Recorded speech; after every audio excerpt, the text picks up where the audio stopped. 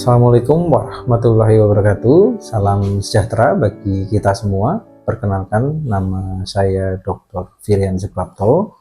Saya merupakan dosen tetap pada program studi S2 Administrasi Publik Universitas Negeri Surabaya dengan NUPTK 4251 76266 313 7163. Pada kesempatan ini, izinkanlah saya menyampaikan video pernyataan diri dosen untuk unjuk kerja Tridharma Perguruan Tinggi sebagai salah satu dokumen pendukung sertifikasi dosen gelombang 1 tahun 2026 pada unsur pengajaran. Melalui video ini, saya akan menyampaikan proses pembelajaran mata kuliah yang saya ampu sesuai dengan bidang keahlian saya, yaitu kebijakan publik dan aplikasi kebijakan. Mata kuliah ini merupakan mata kuliah program studi Magister Administrasi Publik dengan kode mata kuliah 6310103004 dengan bobot SKS 3 SKS dan dilaksanakan secara virtual selama 16 kali pertemuan. Rincian pelaksanaan terdiri atas 14 kali pertemuan pembelajaran ya, kemudian ujian tengah semester pada pertemuan ke-8 dan ujian akhir semester pada pertemuan ke-16. Mata kuliah ini membahas konsep, teori, proses, dan dinamika kebijakan publik, termasuk model-model kebijakan, proses perumusan kebijakan, implementasi, evaluasi, serta berbagai faktor yang mempengaruhi keberhasilan kebijakan publik. Mahasiswa juga mempelajari penerapan analisis kebijakan berbasis bukti melalui studi kasus sehingga mampu menghasilkan rekomendasi kebijakan yang aplikatif dalam menyelesaikan permasalahan publik. Model pembelajaran yang kami gunakan pada mata kuliah adalah case study, sehingga mahasiswa didorong untuk menganalisis berbagai permasalahan kebijakan, termasuk kebijakan publik yang aktual melalui diskusi yang interaktif. Proses pembelajaran melibatkan interaksi dua arah, ya, melalui diskusi, tanya jawab, dan pemberian feedback analisis mahasiswa. Sistem penilaian pada mata kuliah ini yaitu 1. Aktivitas partisipatif dengan persentase 70%, kemudian tes yang berupa UTS dan UAS dengan persentase 30%. Penilaian dilakukan berdasarkan indikator keaktifan dalam diskusi, kemampuan menganalisis kasus kebijakan, dan kualitas penyusunan rekomendasi kebijakan berbasis bukti, sehingga pencapaian hasil pembelajaran bisa dilihat melalui UTS dan UAS. Berdasarkan rencana pembelajaran semester, mata kuliah ini mendukung pencapaian CPL ke-6 dan 10, yaitu CPL ke-6 menguasai teori dan praktek dan kebijakan publik, CPL ke-10 mampu merumuskan, melaksanakan, mengkomunikasikan, dan mengadvokasikan kebijakan. Adapun capaian pembelajaran mata kuliah yang diharapkan adalah: pertama, mahasiswa mampu mengembangkan pengetahuan tentang administrasi, organisasi, dan manajemen publik. Yang kedua, mahasiswa mampu menganalisis penyusunan rekomendasi kebijakan, penyelesaian masalah melalui analisis kebijakan publik berdasarkan bukti atau evidence-based policy. Dalam pelaksanaannya, proses pembelajaran mengacu pada 3 komponen utama, yaitu delivery, interaction, dan assessment. Materi disampaikan secara sistematis, dilanjutkan dengan interaksi melalui diskusi dan studi kasus, kemudian dievaluasi melalui berbagai bentuk asesmen sesuai dengan pembelajaran. Perkuliahan dilaksanakan secara daring melalui platform Gmeet. Berikut saya sampaikan rekaman proses pembelajaran pada pertemuan 14 dengan materi konsep rasional dan pengambilan kebijakan yang akan membahas identifikasi dan perumusan masalah, analisis kebijakan publik sebagai tahap awal dalam proses pengambilan kebijakan yang rasional. Dalam hal ini, mahasiswa akan belajar bagaimana mengenai isu publik, merumuskan masalah, melihat kebijakan secara tepat, membedakan gejala dan akar permasalahan, serta menyusun dasar analisis sebagai bukti atau evidence-based policy. Mahasiswa akan diperkenalkan pada berbagai tools, ya, alat kebijakan yang meliputi analysis of policy dan analysis for policy. Di antaranya balance scorecard, pestle analysis, SWOT, dan EVAS metric sebagai instrumen untuk mengevaluasi lingkungan internal maupun eksternal dalam proses penyusunan rekomendasi kebijakan. Ya, baik, untuk pertemuan ke-14 ya, saya akan mencoba menyampaikan materi tentang kebijakan publik dan aplikasi kebijakan dalam konteks bagaimana mengidentifikasi dan merumuskan masalah dalam analisis kebijakan publik. Ya, dalam membahas identifikasi dan masalah perumusan kebijakan publik, tentu kita harus belajar dan mengenal berbagai macam proses pengambilan kebijakan yang rasional.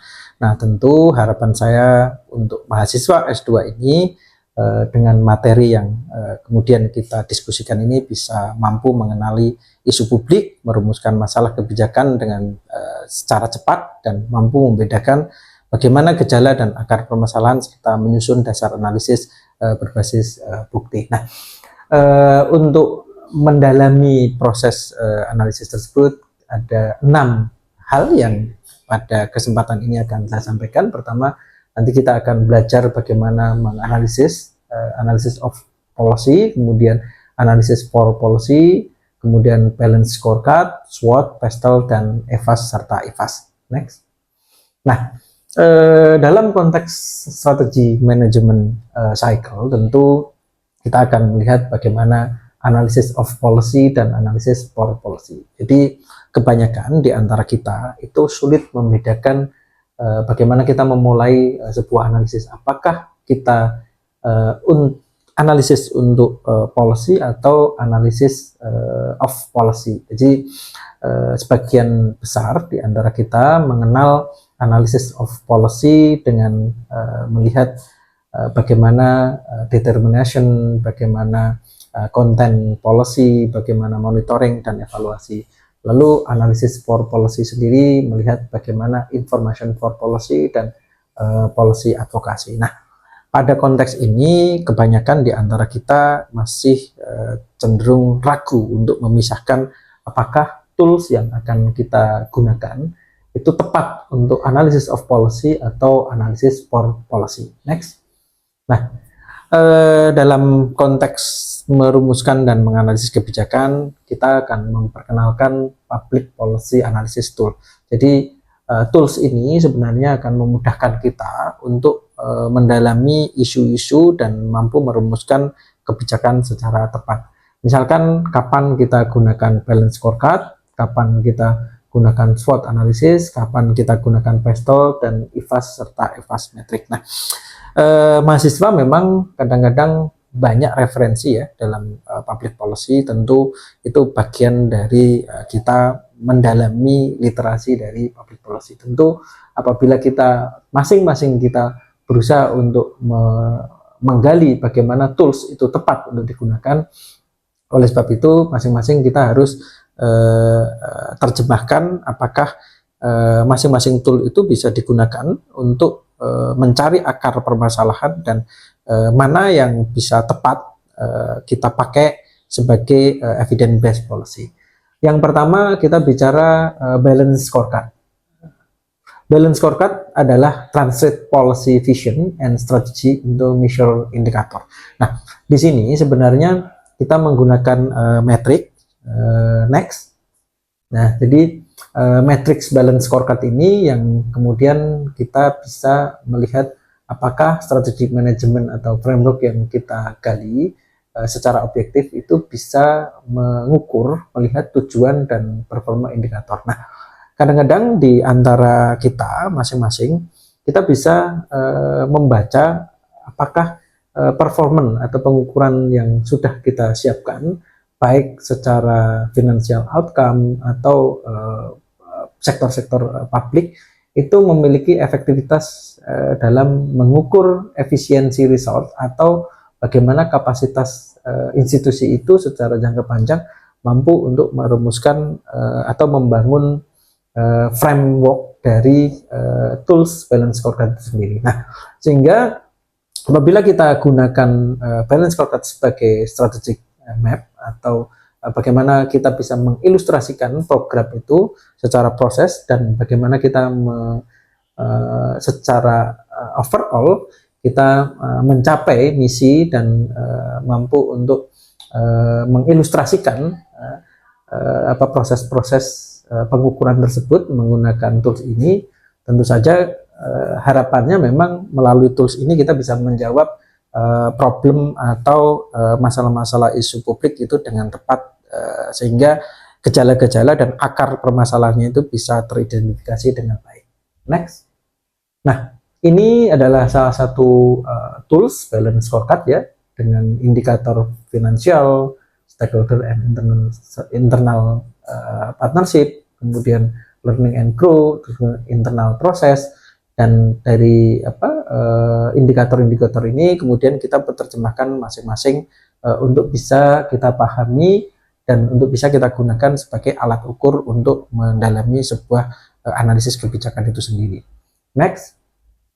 Nah, ini adalah contoh balance scorecard ya, di mana ada toolsnya, bagaimana kita mengukur, bagaimana kita menentukan target, bagaimana membuat inisiatifnya. Nah, masing-masing ini yang kemudian kita harus mengidentifikasi seberapa baik dari finansialnya, indikator finansial, indikator customernya, internal prosesnya, organisasionalnya. Nah, masing-masing ini yang menjadi dasar kita untuk menentukan mana target dan indikator yang tepat untuk bisa kita ukur sebagai bentuk atau tools untuk merumuskan dan mengidentifikasi serta membuat analisis yang tepat. Gitu. Next. Nah, ini salah satu contoh best practice balance scorecard yang kemudian bisa kita pakai instrumennya untuk melakukan penilaian terhadap salah satu program pemerintah yang hari ini sangat hits, yaitu makan bergizi gratis, di mana dari sisi finansial, dari sisi stakeholder dan international partnership, dari sisi learning and growth, dari sisi internal.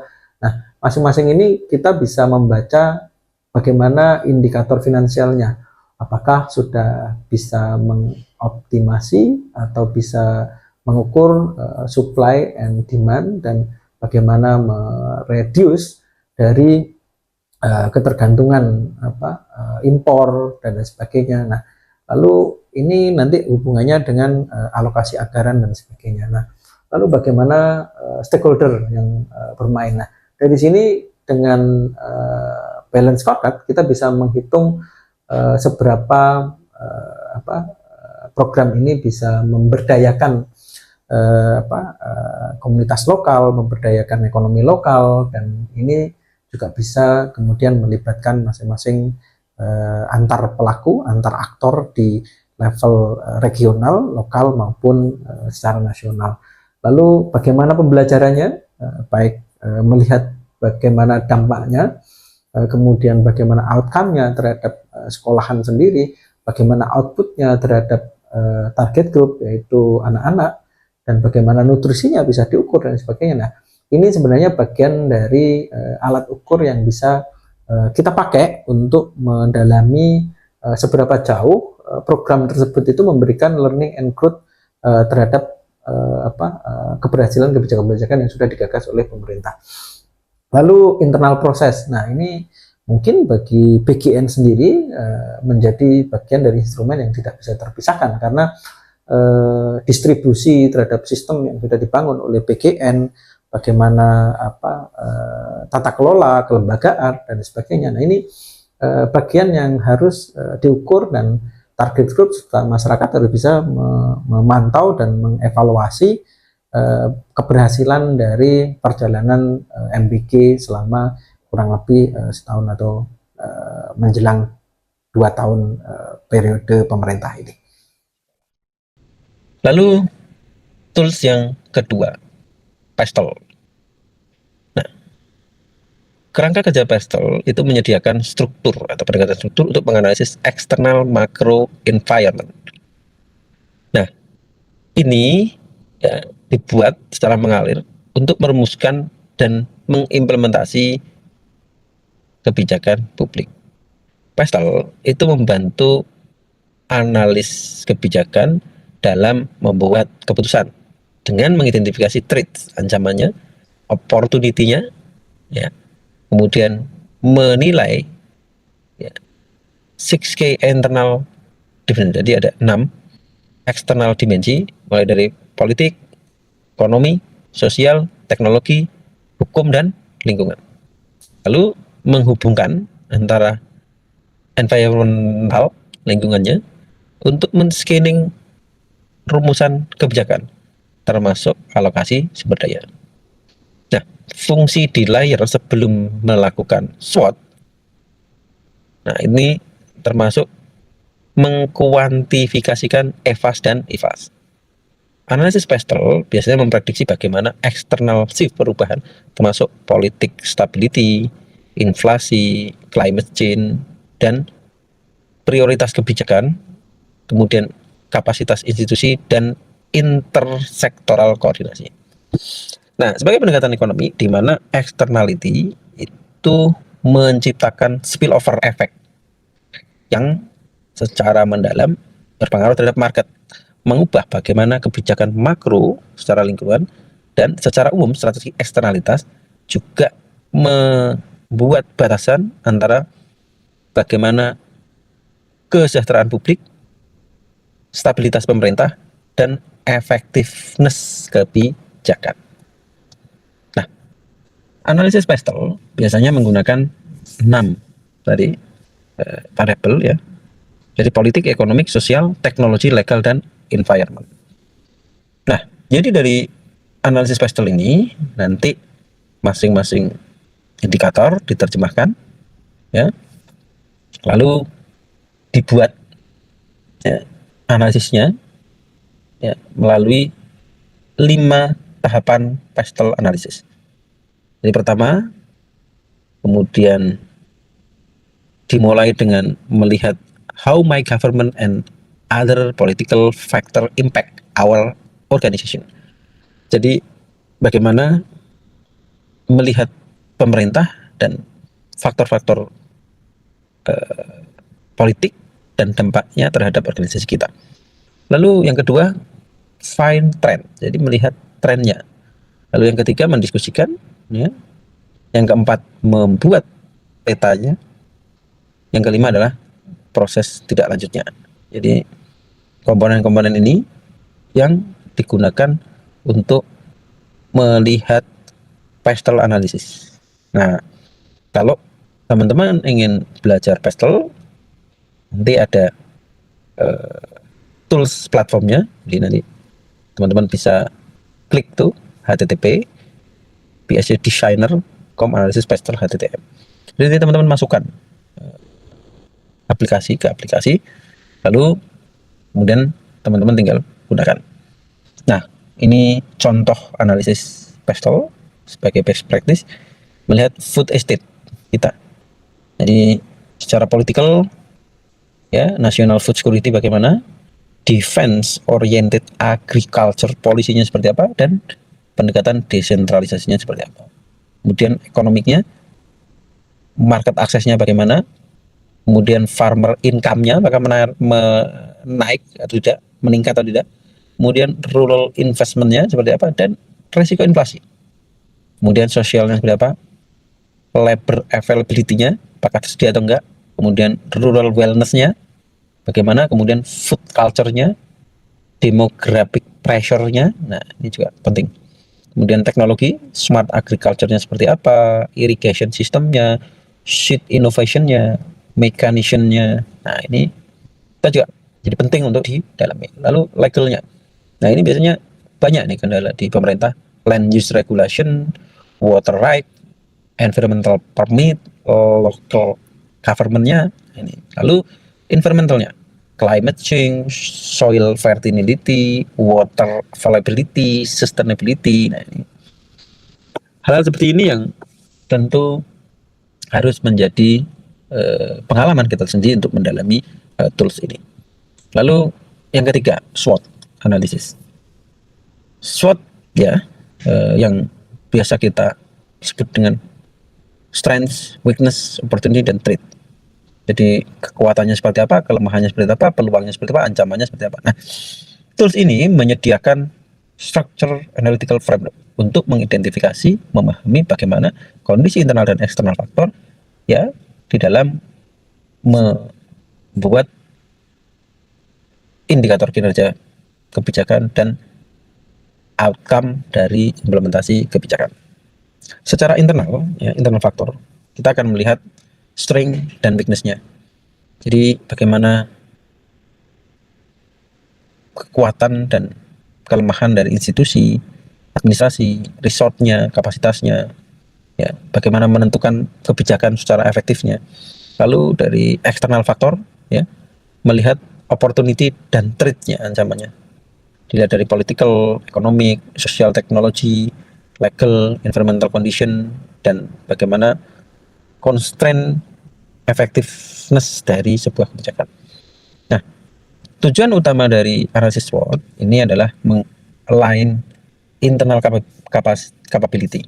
Jadi melalui strength dan weakness, ya, kita nanti bisa melihat bagaimana tantangan eksternal dan opportunity, ya, termasuk meningkatkan strategi rumusan kebijakan dan implementasi serta evaluasinya. Nah, ini adalah contoh tabel SWOT, ya, melihat kalau internal itu strengths dan weakness-nya, kalau eksternal adalah opportunity dan threats-nya. Jadi masing-masing harus bisa diterapkan, digunakan untuk melihat sebuah kebijakan. Ini contoh prakteknya, jadi bagaimana membaca strengths-nya, weakness-nya, opportunity-nya, dan threat-nya. Nah, best practice-nya misalkan APBN 2026 melihat kenaikan gaji ASN, TNI, Polri, dan pensiunan. Di bagaimana internalnya menggunakan untuk meningkatkan moral produktivitas dan kepercayaan publik. Kelemahannya mengurangi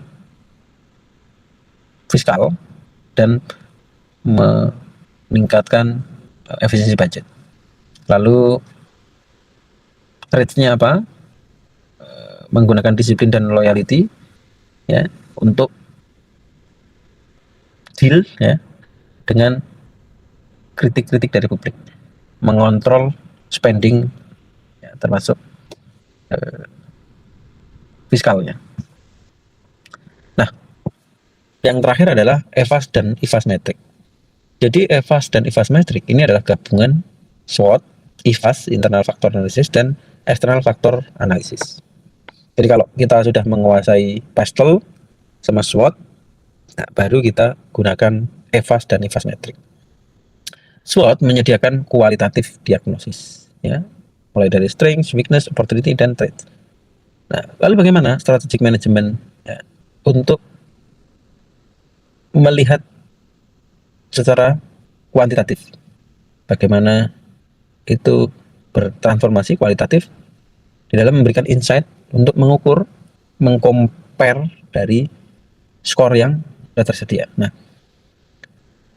melalui IFAS, internal factor analysis summary, dan EVAS, external factor analysis summary metric, di sini nanti kita bisa melihat weight-nya, bobotnya, kemudian ratingnya, ya, berdasarkan based on performance kinerjanya, sehingga policy maker bisa menentukan prioritas atau isi kuncinya, mengevaluasi institusi kapasitas, dan mengalokasikan resource untuk meningkatkan strateginya. Dan ini adalah interpretasi bagaimana bobot atau skor di dalam IFAS, ya, kalau dipraktekkan. Kemudian ini interpreting dari hasilnya, ya, IFAS, yang EVAS. Lalu ini yang kemudian dipraktekkan dalam best practice, bagaimana revitalisasi madrasah melalui program PHTC, ya. Dan terakhir kesimpulannya adalah public policy adalah remind, ya, untuk efektif, efisien, dan responsif di dalam melihat dinamika sosial, politik, dan ekonomi, dan lingkungan ekonomi. Policy maker membantu untuk menilai di mana kebijakan, implementasi kebijakan itu align dengan tujuan, ya, dan intend terhadap tujuan, dan adaptasi bagaimana mengemerging tantangan. Oke, Pak, boleh izin bertanya? Ya, silakan. Ya, tadi kan sudah ada contoh untuk MBG untuk yang balance scorecard, ya. Nah, kalau untuk SWOT sendiri itu sebenarnya bagus nggak, efektif nggak untuk digunakan di kebijakan yang MBG? Atau ada analisis lain? Ya, baik, sebuah pertanyaan yang bagus. Jadi memang kalau kita belajar tools analisis, ya, baik kita belajar balance scorecard, pestle analysis, SWOT maupun IFAS. Semua itu sebenarnya masing-masing tool itu saling berkaitan. Ya. Jadi kenapa kita kemudian mencoba menganalogikan SWOT analisis cocok nggak untuk kita mengkoreksi atau ingin mendalami apakah MBG yang sejauh ini berjalan dalam proses kebijakan tersebut mampu memberikan outcome atau dampak terhadap masyarakat sebagai sasaran maupun target secara utuh. Nah, dalam konteks SWOT sesungguhnya kita sedang membaca apa sih strength, kemudian weakness, opportunity, dan threat-nya. Nah, memang ketika kita belajar balance scorecard, salah satu metrik di balance scorecard itu juga akan membaca tentang strength maupun weakness-nya. Kemudian kita juga sebenarnya melihat opportunity-nya. Nah, dengan tools yang hampir sama, kita menggunakan SWOT itu pada konteks untuk mengukur yang mana. Artinya ketika kita mengukur outcome-nya, mungkin ada beberapa hal yang bisa kita gunakan metrik SWOT ya. Mungkin next slide-nya. Nah, jadi kalau kita melihat apa sih sebenarnya weakness dan kondisi saat ini melihat program MBG. Nah, beberapa weakness ini kan kita sebenarnya bisa menjelaskan ya, praktek di lapangan banyak kondisi-kondisi di mana tata kelola, kemudian SPPG dan sebagainya itu mengalami tantangan-tantangan maupun mengalami kelemahan-kelemahan yang itu perlu perbaikan secara struktural. Nah, menganalisis bagaimana kapasitas SPPG pada level lokal ini menjadi penting. Tools ini untuk bisa mengukur dan dikombinasikan dengan balance scorecard tadi. Nah, sehingga masing-masing tools atau unit analisis pada proses perumusan dan analisis kebijakan ini tentu akan tepat pada proporsi tahapan masing-masing kebijakan.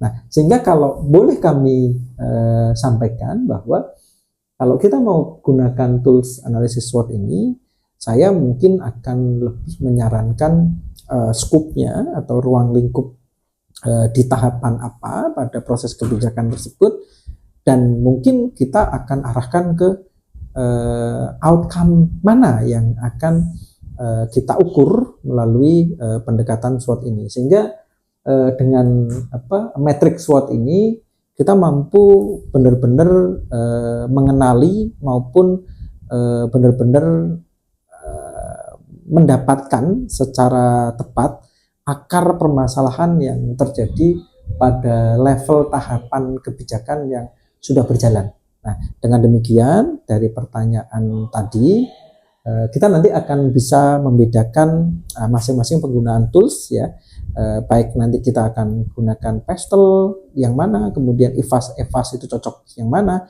dan mana yang kemudian bisa menjadi tepat untuk kita terapkan dalam public policy. Mungkin itu semoga bisa memberikan pemahaman yang lebih komprehensif dari tools-tools yang sudah kami sampaikan. Demikian rekaman proses pembelajaran mata kuliah Kebijakan Publik dan Aplikasi Kebijakan pada program studi S2 Administrasi Publik Universitas Negeri Surabaya.